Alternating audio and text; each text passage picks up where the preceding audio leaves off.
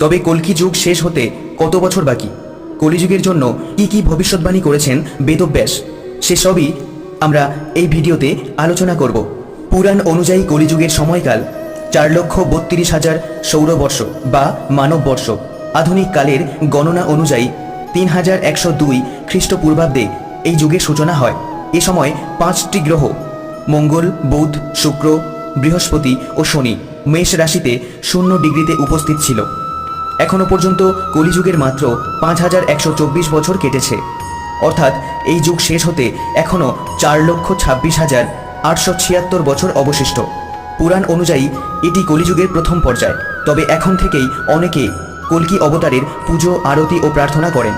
কলিযুগকে অন্যান্য যুগগুলির মধ্যে সবচেয়ে নিকৃষ্টতম মনে করা হয়। মনে করা হচ্ছে পৃথিবীতে যখন পাপ ও আতঙ্ক চরম পর্যায়ে পৌঁছবে, তখন বিষ্ণু কল্কি অবতার নেবেন।